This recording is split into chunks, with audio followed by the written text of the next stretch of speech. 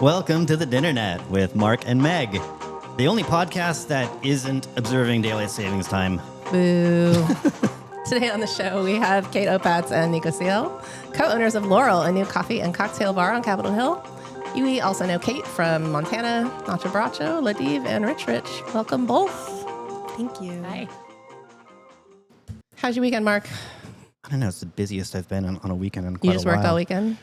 Yeah, Everybody's doing it. Everybody's working for the weekend. I worked a lot, and I went to the Connor Byrne annual check-in for the co-op. Now it's a co-op. Yeah, it's a co-op now, and they started talking about how it's been going, and that was really fascinating. I think we can maybe get into a little bit of what that made me think about. I'd like to know more. Later. And I also went to see Nick Lowe at the Tractor. Remind me who Nick Lowe is. Do you guys know who Nick Lowe is? I do not. That's familiar. Musician, obviously. Yeah, he's a British 70s producer, and Cool. singer, songwriter, power pop. He produced Elvis Costello in the 70s, and then he wrote the song "What's So Funny About Peace, Love, and Understanding." Okay. Oh. And "Cruel to Be Kind" was another hit for him. I know that one. A banger. Yeah, total banger. Yeah. How So was it? He was at the Tractor. He was great. You never know how it's going to be when you see like a legacy musician who's been doing it forever. Right. Is he going to be kind of like phoning it in? Like, he was not phoning it in. Cool. He was there with Los Straight Jackets. It was like Nice. a surf rock Heard of band it. backing him up. Very good. And he kicked a lot of ass.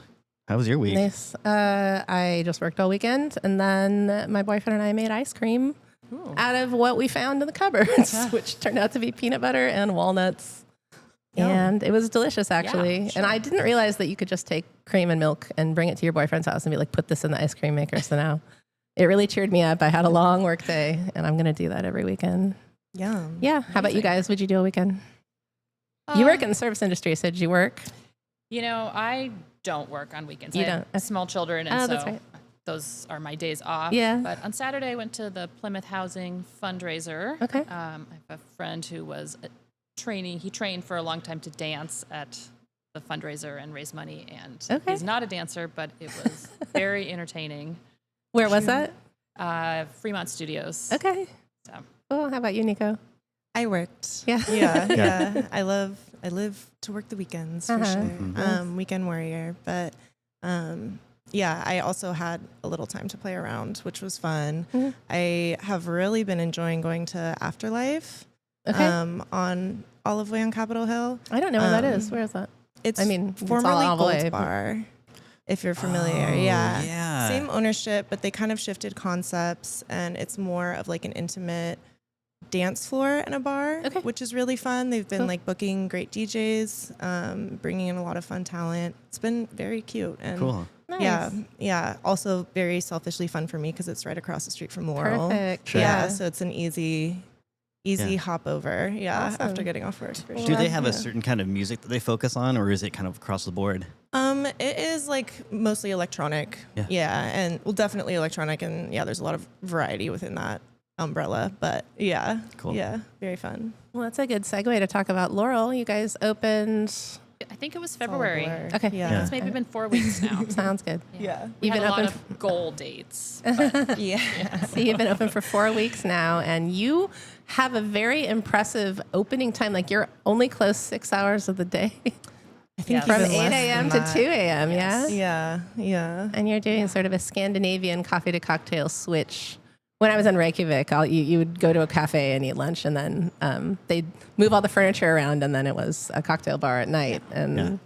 I remembered that when I saw that. That's Yeah. how what your model is. Yeah, we'll see how it goes, but so far we've been making it work. The extra element of challenge is that the space is only 550 square Right. feet. So to do all of that means we just have to be very organized Yeah. and efficient. And we had talked about possibly being closed for a couple of hours in the afternoon, but and made it work so that we just Yeah. stay open. Nice. So far, so Yeah. good. How's business? It's been good. Yeah. Good. Yeah, better and better every week too, which has been really sweet. Everyone has been excited and really like receiving us well, which is cute. And we love cultivating like good relationships with like neighborhood and industry Yeah. people in particular. And so we've been getting a lot of like sweet support already and building those relationships. And yeah, it's been fun. And Niko, you're a co-owner, yeah? Yeah. Is this the first time co-owning a bar business? Yeah.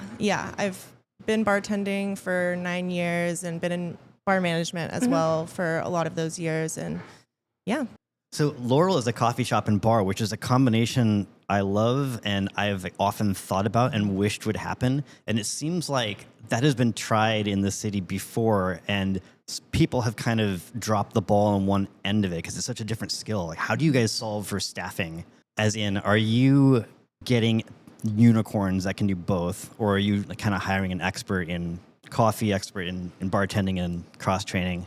Yeah, that's a great question. Honestly, everyone can do both. Many people came with experience in both areas, and those who didn't were wanting to learn the other side of it. Yeah. And at this point, everyone is cross-trained, which is great because we're kind of figuring out how people want to use the space, and more people are ordering cocktails earlier in the day. Sometimes cocktails that are made out of coffee. And by the same token, later in the day, people are also getting coffee. So everyone really does have to know how to do both things. Are cocktails available all day?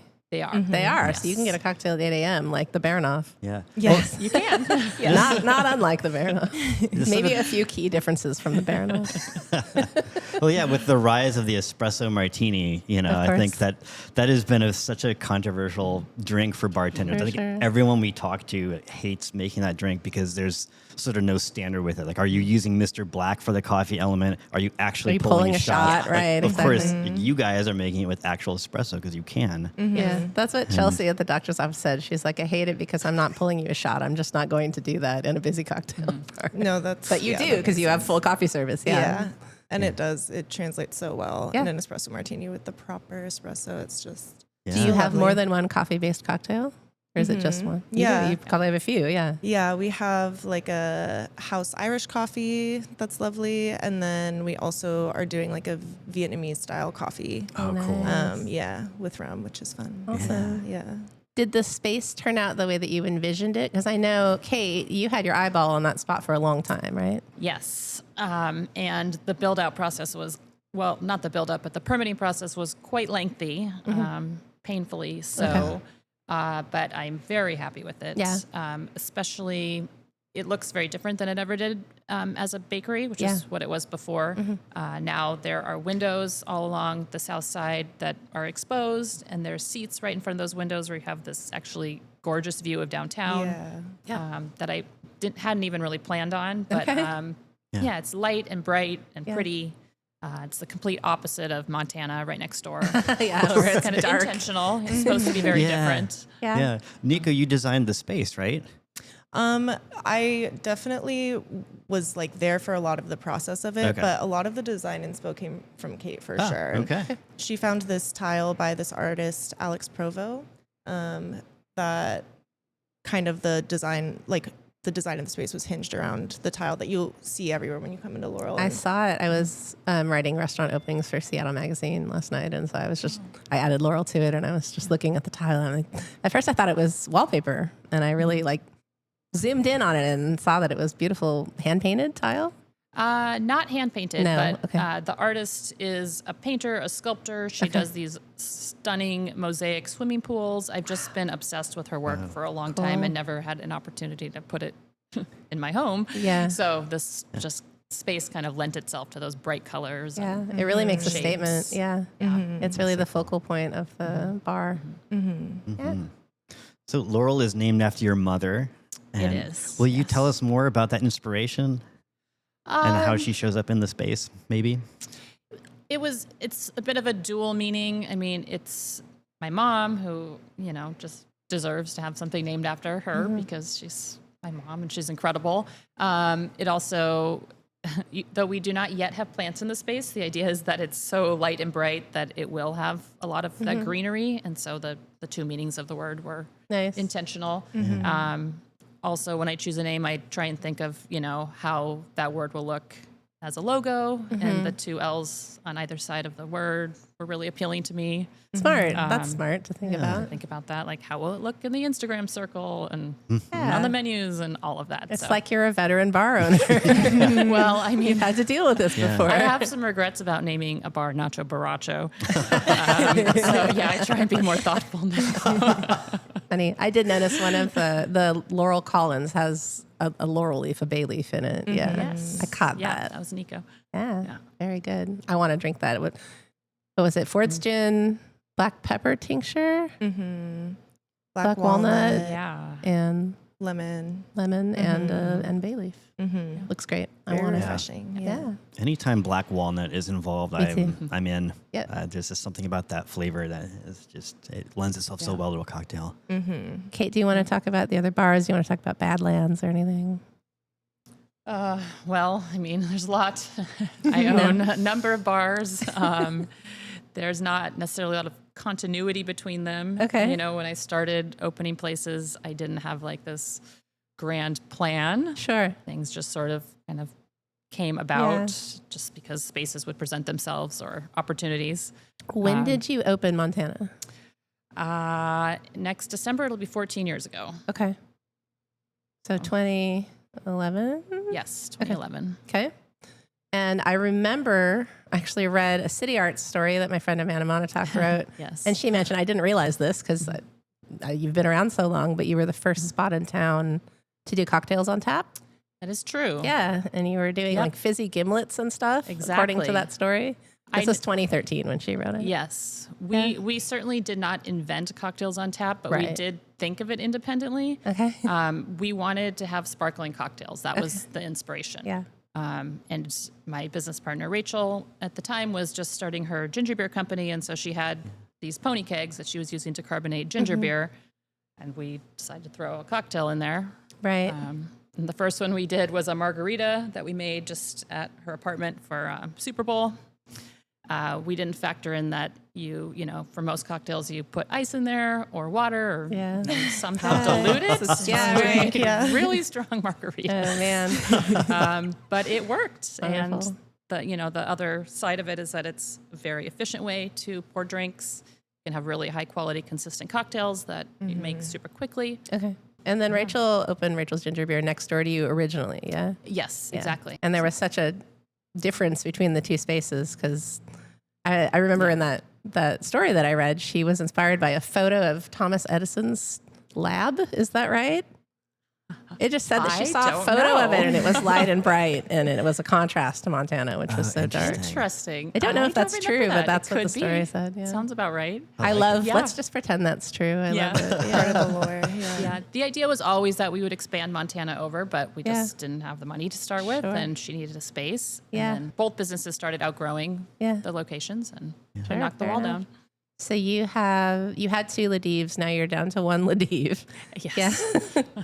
And you've got Nacho Baracho and you've got Rich in the Alley, which is marvelous. Who is doing food now in Badlands?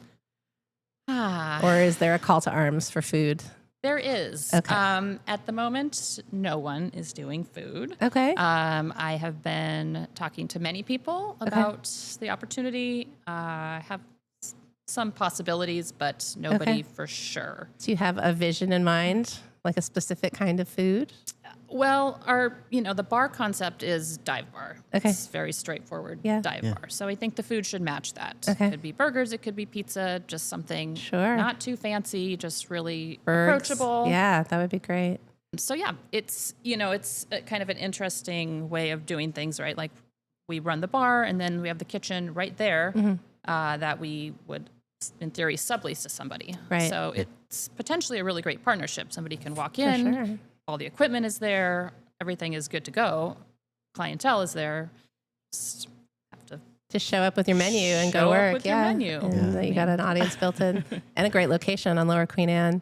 I'm not certain. I grew up on Queen Anne, and I'm not certain, but I'm pretty sure that space was Mother Hubbard's Hallmark store when I was a little kid. Really? Which I knew because I wanted to go there and get stickers in the 80s, because they would have like Lisa Frank stickers and things like that. Fun. I'm pretty sure you're in the old Interesting. Hallmark store. I did not know that. If it's not your spot, it's Yeah. next door on either side. I love that. You have the sticker shop, FYI. Hey, Meg, should we do the news? And we should, but before we do, I've been scrounging around at the grocery outlet this week. And I thought maybe we could do an unboxing. Are you game? Are you guys interested? I am totally in game. What are these? These are banana pudding cookies by Magnolia Bakery.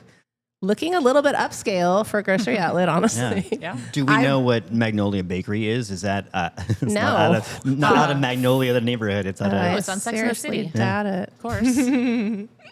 I don't get that joke because I never watched that. It is Magnolia Bakery, New York, New York. Is it Yeah. really from Sex and the City? Oh, yeah, yeah. yeah. That's a real thing. Wow. I thought That's you the were place just that made joking. cupcakes famous, right? Yes. Yeah. You guys watched a show that I didn't watch. Well, now it's being sold at grocery outlet. The goodwill of food. I bought these to eat with the peanut butter ice cream that my boyfriend and I made, and then we didn't do it. So these are banana pudding cookies in classic vanilla with white chocolate chips. Shall Sounds we? great. Yeah. I like this new convention we've developed now of Yeah. eating the snacks that you didn't eat with Oh, the they person you each bought come them in for. a thing. Individually. okay. Yeah, they're individually wrapped. Thank you. Last time we had the Botan rice candy with fruit, and it didn't taste like anything at all. So I'm hoping this tastes Yeah. like something. It's made with real butter. I It am makes us feel something. Oh, it's made with real butter? All right. Yeah.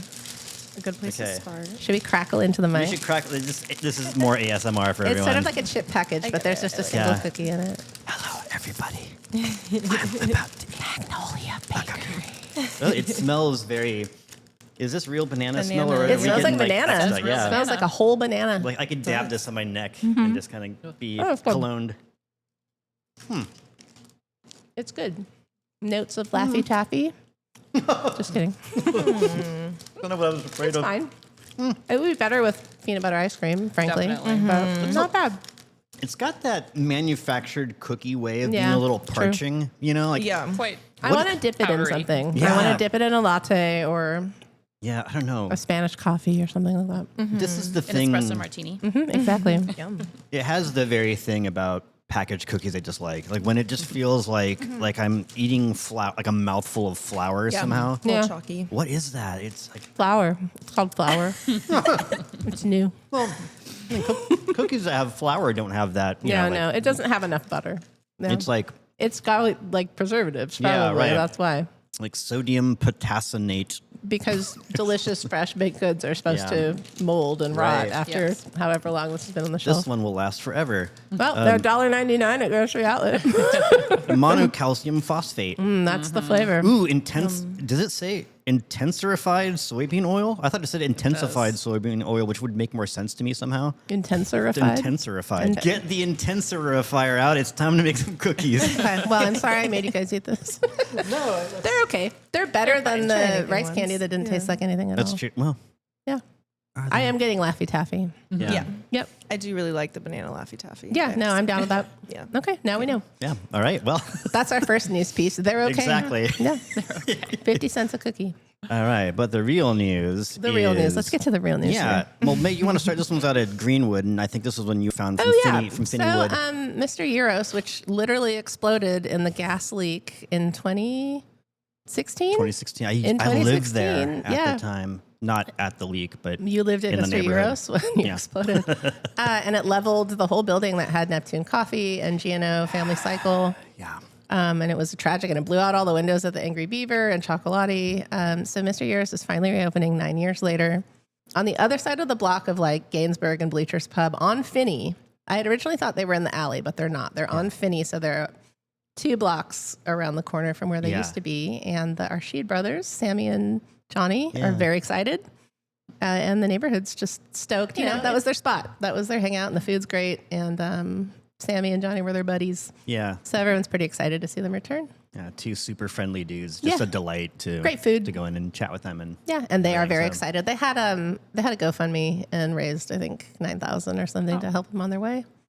And everybody's pumped. So go to Mr. Euros. yeah. Yum. I think they're open. I think they're open already. Tio Babies has announced that they are closing on April 5th Oh, per their man. Instagram, and I'm very bummed about that. You're very bummed about Yes. that. That's a place that I thought was so interesting, and it felt like They were doing, I mean, it was sort of classified as stoner food when they first opened by other Yeah. people. They wouldn't call it themselves. I but flinched at that because it's so much more. Yeah. I mean, I'm not a stoner and I liked it. So, Yeah. you know, it's It's not everybody just stoner food, including, not that stoners wouldn't eat it. Certainly Yeah. they would. It's Yeah. delicious. But yeah, he was doing a sort of, I interviewed him the other day before I knew they were closing.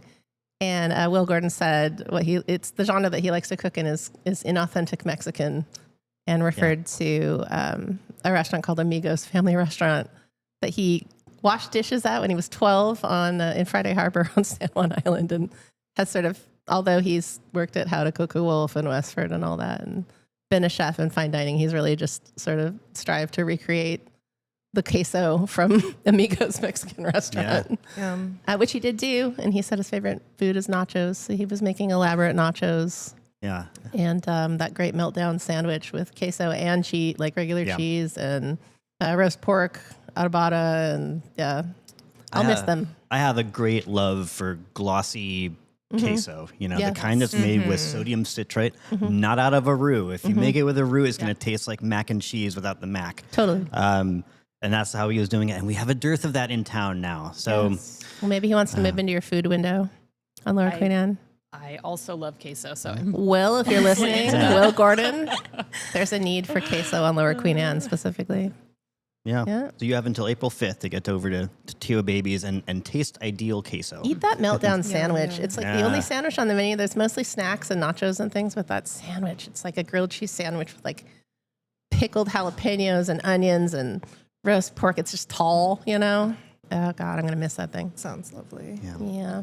Seattle icon Sam Ung has passed away at the age of 70.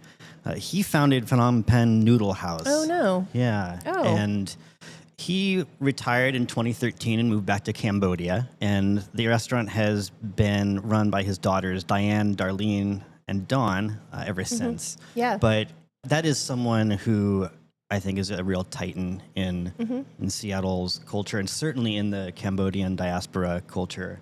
Yeah, Karuna shouted him out last week when I was like, there was no Cambodian food. And he was like, Phnom Penh was making Cambodian food when I opened. Yeah. Yeah, they were the only ones in town for quite a while.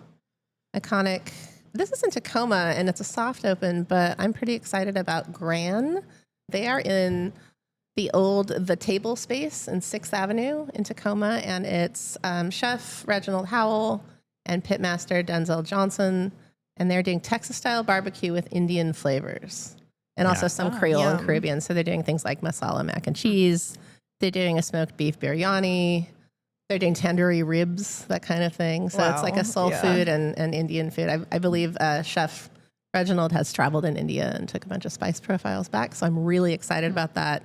I missed the sort of friends and family soft open thing last week, but I am going to hit that up in Tacoma ASAP. Yeah, that sounds really fascinating. Really, really good. I want that. I mean, I assume it's really good. It could be bad, but I bet it's not. Yeah, so their soft opening is on the 11th, and it sounds like when they are fully up and running, they'll be open from 4 to 9 p.m. Tuesday through Thursday, and then 4 to 11 Friday and Saturday. Cool. I don't know that they're having those hours now. I tried to look at reservations for them, and their reservations weren't up yet, so they're definitely still in soft open mode. But I'll get one if you want to go. You want to take the train down to Tacoma? Let's Absolutely, go. it sounds killer. Yeah, sounds Make great. a day of it. Yeah. There's so much. There's so much food in Tacoma that people just don't know. I grew up here, and I was just like, haha, Tacoma stinky. Why would I go down there? And now I'm discovering, now that my partner lives down there, there's so much stuff down there. Yeah, it's its own city. It's not a suburb of Seattle. It's its own city. It has its own identity. It has its own food scene, music scene, everything. It has 30 or 40 different neighborhoods. I didn't know that. Yeah, growing right. up here. Yeah, I had no idea. La Cuadra Tacos has opened a brick and mortar. Ooh, everyone's favorite. Yeah, nice. Over in Kent. It's Their grand opening is March 15th, and per their Instagram story, it looks like they're going to be open 3 p.m. to midnight. They have that sweet ass trompo, right? They have the trompo. Everyone's excited about the trompo. Wait, what's that? A trompo's like where you make al pastor on the and it looks like a top, and and they hack the slices off. That is exciting. Yeah, mixed pork and often. We're Oh my! It's getting louder and louder in here. we really do record in a restaurant. I know. But yeah, we have a sort of influx of places that have great trompos now. Like Yeah, we didn't used to have any taco shops that have the trompo, but now It's a show, right? Because they take the big knife and they slice up the piece. It's very interactive to watch. Yeah. And it is a very different preparation than simply chopping up pork, seasoning it, and throwing it on a flat top, which has been the way to prepare it in this town for quite some time. Obviously, it's way more involved from an equipment standpoint, but there's nothing texturally like the slicing from the trompo. There's still a myth that Seattle has no Mexican food or no good Mexican food, which was absolutely true about 15 years ago, but it's just not true anymore. So yeah, for sure. Yeah. So yeah, La Quadra has been controversial because I don't know if you guys know about them. They were this sort of, they had the appearance of being a fly-by-night operation because they would just set up shop on a sidewalk, like in Northgate, put up a tent, and just a line would form down the block. I don't know how people would be hip to this, really, because Instagram. Yeah, I guess. Maybe. But it was so, they would post after they were open, really. Yeah. Anyway, there was an article a while ago about how they weren't really getting proper permitting and, what does I that mean remember that. for, the fairness of... There's a pretty large discussion to be had about that, I think, in both directions. I see, Mark, that you wrote in the doc, "Lol, Cheesecake Factory is closing. Seattle is dying." I did hear about that. Yeah. Seattle is dying. The loss of the Cheesecake Factory. I've only been to the Cheesecake Factory in Linwood with my mom, who loves the Cheesecake Factory. Yeah. And that's all I know. And I always order the steak Diane because you can't get it anywhere else lately. Oh, my God, they have steak Diane Yeah, there? because they have everything. They have like all the That's 19. true. Yeah. Yeah, it's like the menu's like Moby Dick. It's like infinite Totally. jest. It's just like the longest. That's all I really have to say about Cheesecake Factory. My mom likes it. So fun. My 78-year-old mother really enjoys the Cheesecake I Factory. don't go there, but there's something Yeah. about it closing that Yeah. feels a I'm little like, unsettling. what used to be Yeah. in that spot? But it was nothing. It was Right. just the convention center got built up, and then they put a Cheesecake Factory in Yeah. like 1998 or something. Yeah, it's one of those things where two things are true, right? Like I don't love what that means for downtown. Like I don't love the narrative that's going to crop up in the wake of that. But also, it will be very corny to me to see eulogizing for it. You know, I mean, like I'm just already imagining the Como comment section. You know, not that I ever want to Totally. read that, but it's like in my Don't head read anyway. it. Like, "Ew, this is what happens when.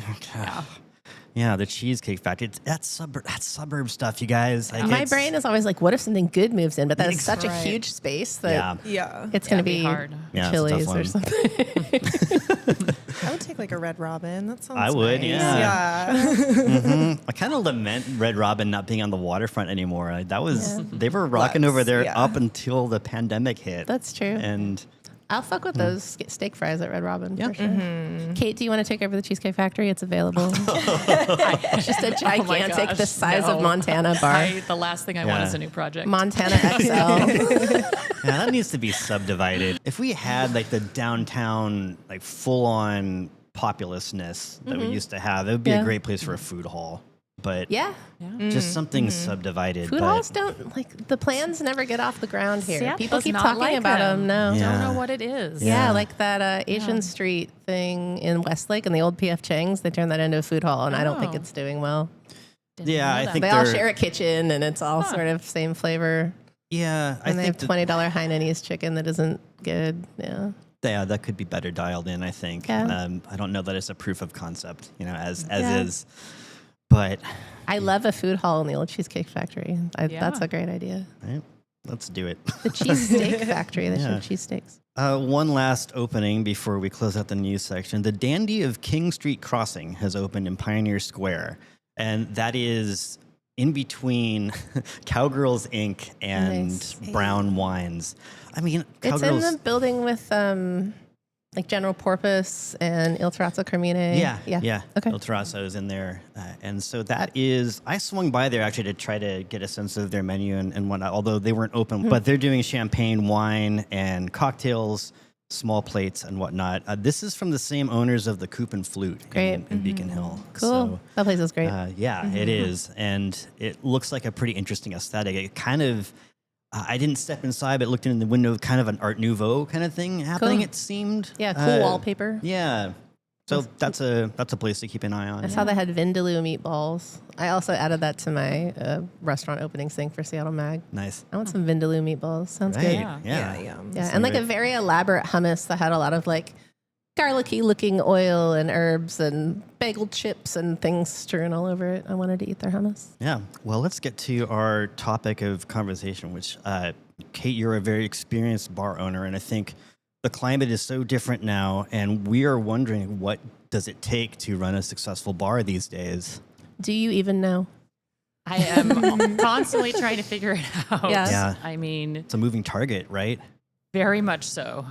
Nerves of steel, I guess. You just can't let yourself be phased by things. Okay. Yeah. 'Cause Good it's advice. just Good advice. constant things to deal with, and there are just so many different types of things that get thrown at you as a business owner. Do you attribute the success of Montana to the location? Like, that place is always packed, right? Like, Yeah. that place is done very, very well. Very It's very well. popular. Yep. I think the location is huge Yeah. for sure. Okay. But, when we opened on that street, there were maybe 2 other bars. Yeah. And I think it has really benefited us that many other bars have opened right there. Mhm. Yeah. It's one of those streets where you can just bounce around. You can go Mm-hmm. drinking at different places, Yeah. but it also has this kind of local vibe. It's not Pike Pine. It's a little more chill. Yeah. So, yeah, very much the location has been Okay. huge. I feel like Olive Way is like the industry fun zone, or like Yeah. the local fun Yeah. zone. It's like Pike and Pine is kind of for people who are coming to Capitol Hill to party. From Kirkland or something. Yeah. Yeah. And yeah, I was at, Ladib for years, and so it was right there. Yeah. And yeah, you do catch a lot of that, which can be good and fun Yeah. sometimes. But yeah, Olive Way is like hidden fun zone for sure. We love Hidden Olive Fun Way, Zone. yeah. That's the name of the Yeah. episode. Hidden Fun Zone with Yeah, Kate it and is. Nico. Yeah. For sure. Yeah, and we're really excited to be over there Cool. with Laurel and stuff. Yeah. Do you find, we had Brian O'Connor on the show who was talking about how landlords are your partners and that you have to interview your landlord to make sure that they're going to work with you to make sure your business is successful, et cetera. Do you have those complicated relationships with landlords? Do you have helpful landlords? Do you have like non-present landlords? And is that a factor? I would say all my landlords are fairly non-present. Okay. I also have overall good relationships with them. You do? Okay. And even lately, I've had to have some conversations. I think especially as a business turns 10 or so, Yeah. your rent goes up 3% every year. So all of a sudden, it Right. feels gradual, but all of a sudden you realize you're paying a lot and a lot more than market rate. So I just had a conversation like that with one of my landlords where basically I, had to kind of say, Yeah. I will just move up the street because Yeah. this Look. is Yeah. crazy. And I will say he was very willing to work with me. Cool. All in all, good experiences with Yeah. landlords. Seems like an obvious thing to say, but like that's what's knocking people out lately, right? Like, It is certainly one of the things. One of we the we hear it factors. all the time, right? Yeah. A place has lost its lease, and that's why they're closing, not Yep. because they were unsuccessful. Right? yeah, And yeah, you'll hear about places that are quite successful seemingly, and then they just get knocked out.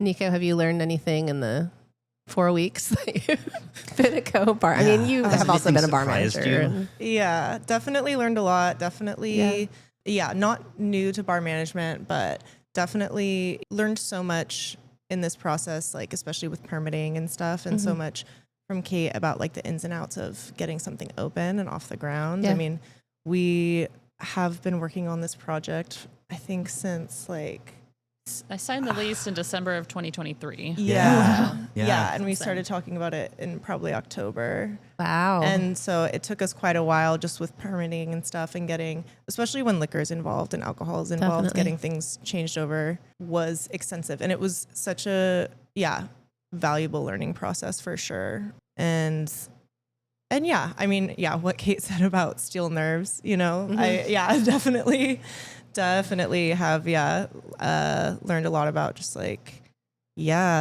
writing out things and, letting things breathe and have a moment to like be successful. And opening a bar is wild.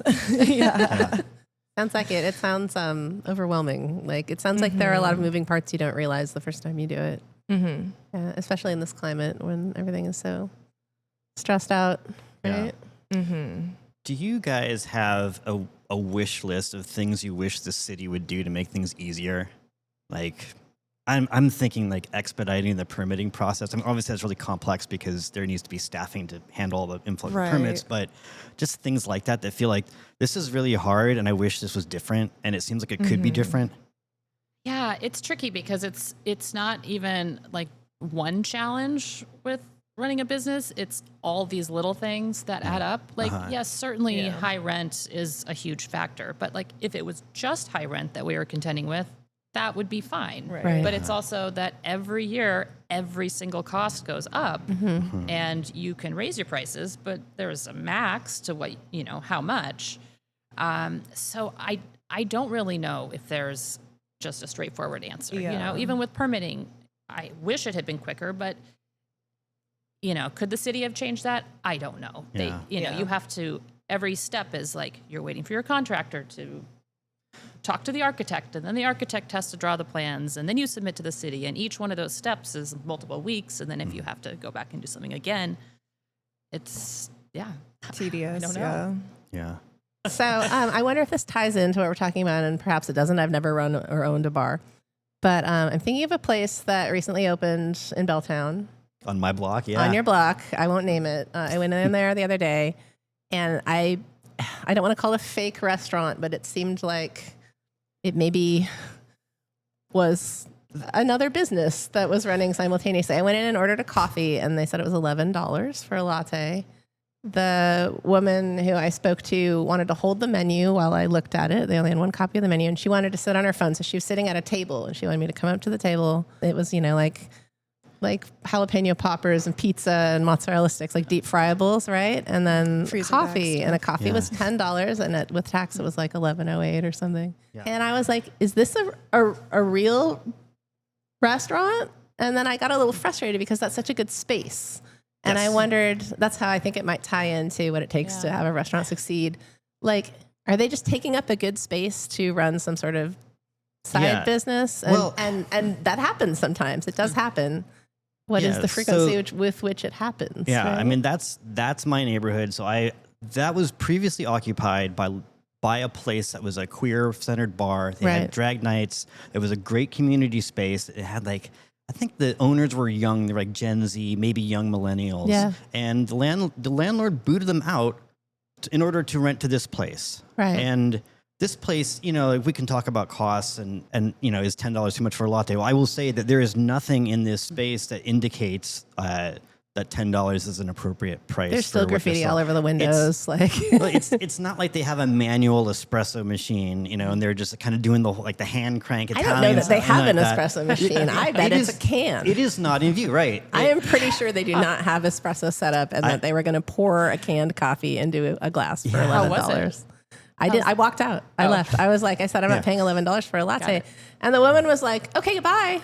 Thank you. Bye. Yeah. Like, get the fuck out. Like, she was like, great. Cause I don't want to make you one. Yeah. From what I've seen, you would have been their first customer. I have not seen a person in that business yet. And so this to me is a way in which I think that landlords are causing weird problems for neighborhoods because this is not an asset to the neighborhood. I don't even know what this place is. Yeah. It says coffee, and I walked in, I was like, one coffee, please, gotta go. And they were like, $11. Yeah. And it has replaced a very vibrant community space. Yeah. And just wondering if you guys have heard of such a thing because I forgot that existed, but it does sometimes exist. They'll be like, I don't want to call it a fake business, but it's weird because they have a sandwich board outside advertising like pizza and snacks and things, but they don't want you to order them.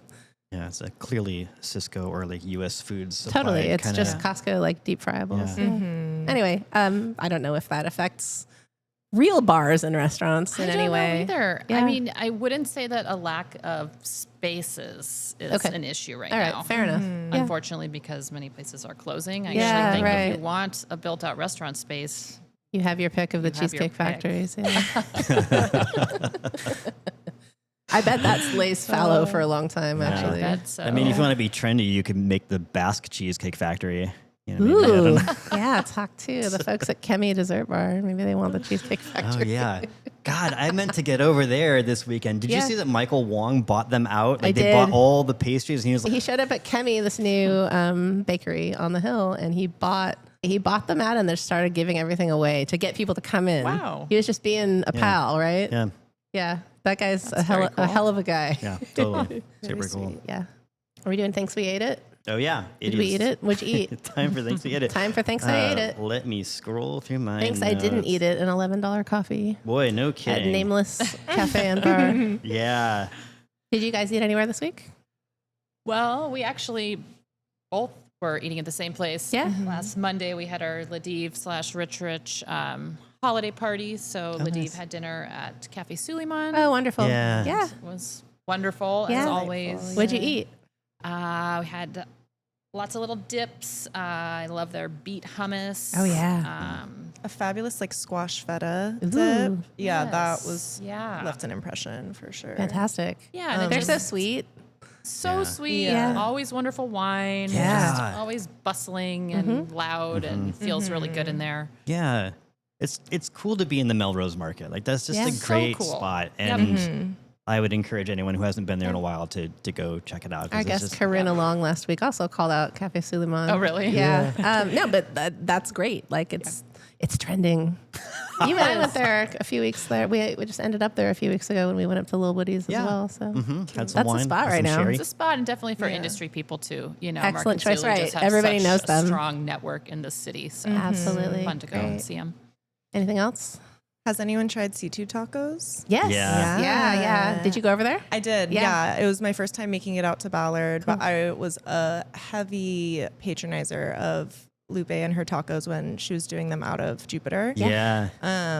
Yeah. So yummy. Yeah. They have that wonderful bar in the back. Yeah, it's Yeah. really I I feel like I'm in cute. LA Yeah. or something Yes. when I'm in that bar. Yeah. It just has that sort of industrial, like lush, planty. It's pink. Everything, I don't know. yeah, It's so- everything's very Yeah. bright. It's very alpha femme in there. Maximalist, Totally. yeah, very fun. Yeah. Yeah. And Yeah. great food, of course. Yeah, she's the queen of soups. So I love that she's got 2 soups on every day Yeah. now. Yeah. Because Yeah. that's double what it used People to be. sleep on the soup. They do. And they should like not. her tacos are incredible. Don't get me Yeah. wrong, but the soup is also. Yeah. You think, oh, a soup? I don't want a soup. I'm here to throw down on tacos. Also get the soup, Yeah.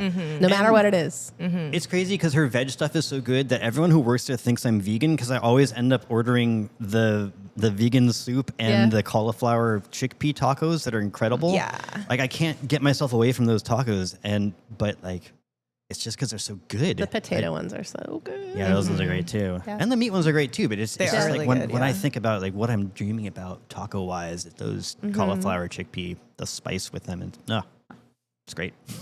Mark, what'd you eat this week? Well, I went up to Bothell to visit my parents, and so we went to Tajoya, which Okay. is a teriyaki place that the next generation of ownership took over and kind of did this Brazilian element to add to the menu because the mother who founded the place also spent some time in Brazil and would make Okay. these Brazilian dishes at home. And they Okay. thought, well, let's incorporate that in our menu. So you can get feijoada there. Oh, wow. And Cool. that's what I order that's my chickpea taco of Okay. Tajoya. I can't tear myself away from their feijoada because it's How did your family like it? they love it. They always want to go there when I visit. Okay. So like it's great because Great. I think that's one of my favorite places I grew up in Bothell and I just know it as just a suburb that has fast food and Applebee's primarily. And Yeah. in addition to the Ranch Drive-In, which is a great burger place that Okay. I worked at when I was in high school. Cute.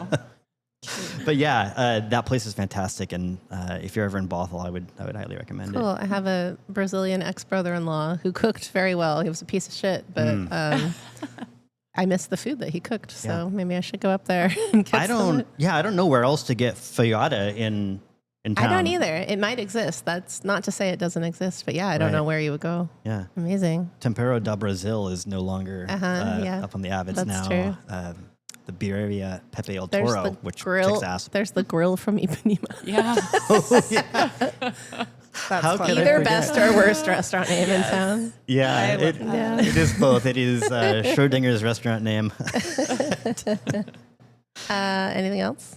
Well, we went to Darkolino's. We That's did. sort of I'm a like, both who gets of us. to talk about I know. Darkolino's? Because we Well, were both there. We both got different things, so we can both talk Yeah, about it. so we were doing the art walk. Well, we were actually going to the Stranger issue release party Right. on Thursday, but it happened to be first Thursday, so it was the art walk in Pioneer Square.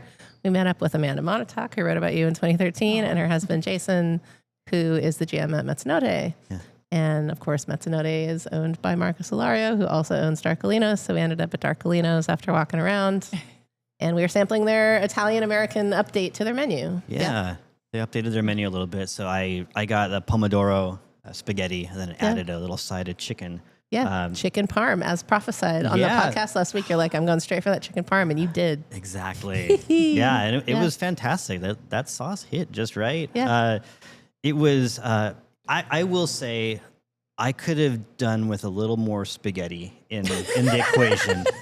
And He said and it. The Italian hand came out just when a you little, said that. just a little more of the pasta. Because I took a photo of it and I wanted to post on Instagram, but I thought if I post this, everyone's going to say that's the tiniest portion of pasta I've ever seen. Yeah. And they wouldn't necessarily be wrong, but Very diplomatic. but I'm saying this because I don't think that spaghetti is a super high overhead no, element. that's true. You know? They can probably afford to give you another. Maybe the eggs now. I don't know, but I would say as a friendly recommendation, just give maybe 30% more pasta on that dish, and it would be bonkers great. Both Italian hands. Yeah, would come out. both Italian hands.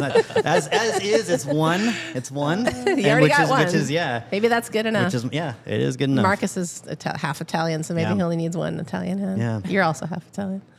I just went to bars all week. I went to the Diller Room, which I never go to. Oh, yeah. I say this very lovingly. The Diller Room can be a tall order because it's usually packed, and they just have that long, narrow hallway, and you're just butts to nuts with people in polo shirts because they're tourists, right? And it's nothing that Diller Room is doing wrong. It's just the location. It's just right? there's finance offices nearby, like a block Totally. away. It's so you get finance that. bros. It's not their fault. They have a beautiful menu. Yeah. But I ended up there at 3 p.m. on a Tuesday, and it was lovely, and the daylight was streaming in, and it was super chill, and I got to sit at the bar, and I had a great time. And I talked to the owner, Rob Wilson, who is lovely, and I really enjoyed chatting with him.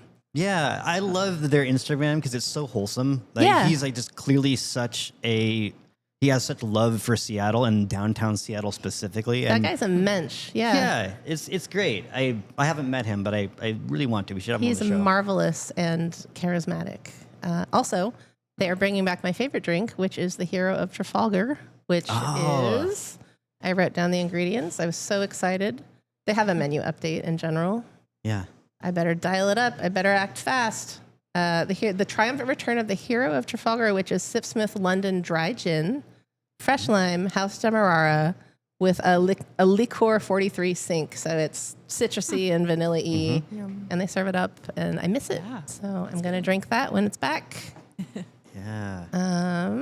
I went to Baba Yaga twice. Oh yeah. Yeah, I went there Love solo Baba while I Yaga, was just yeah. walking through. I was walking from Target down to the train station and went to Baba Yaga, stopped in. I really enjoyed it. That's the old Last Supper Club It from is. back in the day. Yeah. What a great result. Yeah, so that was on Wednesday. And then on Thursday, the very next day before Art Walk, I met Amanda there and I got the Fool's Obsidian, which is like mezcal and sage syrup. Yeah. It's really good. And I'm not really a mezcal girl, but I loved it. It had Yeah. activated charcoal in it. It was really good. That drink menu that you were telling me about that you encountered there was a lot more ambitious than what I saw when I first went there. I just went their first week of opening, so of course they're going to kind of branch out later. But I was fascinated by it. I want to It's get back kind in of like there. a woodsy, witchy theme in there. Yeah, right. I mean Baba Yaga, of Sure. course, tells the story. I guess in the basement there's a event space and there's Yes. a big tree, like a installation that is I don't know what it looks like. If it's a sculpture, I'm not sure. Yeah, they are very much a music venue as well, Okay, and that's great. where they have shows. And I mean, to me, it was such an ambitious concept. It's a large space, it's venue plus bar plus some food. I think they do tacos, right? Yeah, I think that's right. And I wanted to see it succeed, and so far it looks super successful. People are Big space, in there, booths. yeah. There was a DJ setting up, so you could do EDM dancing if you wanted. Aren't they open all day as well? I think they so, are, yeah. they do coffee service Yeah. too. It's on that little corner in Occidental Park. Great location. Yeah, swinging for the fences. I love it. Yeah. I went back to a room coffee in Oh, you Fremont did? to get the hot version of The the hot black version. sesame latte. Last week I was like, I yum. got the iced black sesame latte, and it has this like heavy whipping cream with black sesame paste. But if you get it iced, it just coats the ice cubes, so you lose all of that delicious black sesame cream. So I went and got the hot one because I was thinking about it. Yeah, that sounds good. Yeah. And then I went to Holy Moly in Tacoma, which is 70s style. The guy said he wanted to make it look like his parents' rumpus room in the 70s. So it's just got like really well curated 70s furniture and macrame wall hangings and ships and things. Like the art is good. There's an old leather couch. It's cozy, and they do cocktails and beer. Yeah. Oh, and Parky's Pizza, which is just an old man bar also in Tacoma. And we just had ciders at the counter and sat among the old men. Tacoma's really good at those 1940s, 1950s So dives much. that are not full of fratty shitheads. Instead, they are full of old men who are quiet and leave you alone. Yeah. I got over to the doctor's office on great. Olive Way for Cocktail Week. They had Keith Wallbauer created a drink that was a riff on a Godfather. And he was using Boylan's cream soda in the mix. And he was telling me, contrary to what you might think, the cream soda actually dries it out. Like if you add a little bit more cream soda to this after you take a sip, it's going to taste a little bit drier than it did beforehand because of the other ingredients in it. And he was right. And Because of science? Because of science. There was chemistry? There was some scotch in there, which I always love a scotch-based cocktail. Yeah. It's just, there's something about it that to me is so, it's punk rock. It's like, you're not supposed to mix this. You're like, no, watch me then. I'm gonna. Fuck the police, yeah. And that richness is such a great base to start with, in my opinion. I mean, you can get really precious about it, but I think it's fantastic. Anyway. Scotch and cream soda. Scotch, cream soda, and something else. I asked him what else was in it, and I didn't write it down, and I forget because my memory is terrible. Note to self, write it down always. Is it on the menu? It was on their Cocktail Week menu. Okay. And so I don't know if it's going to stay past that. I'm going to guess not, but you never know. Let's demand that it does. Right? Let's just show up with a case of Boylan's cream soda and be like, make it. Yeah, you never know. Like, drinks kind of come off and on the menu surprisingly Right. there too, right? Yeah. Cool. And I also went to Navy Strength. Oh, great. Which I hadn't Deltona. been to in a while. It's in my neighborhood.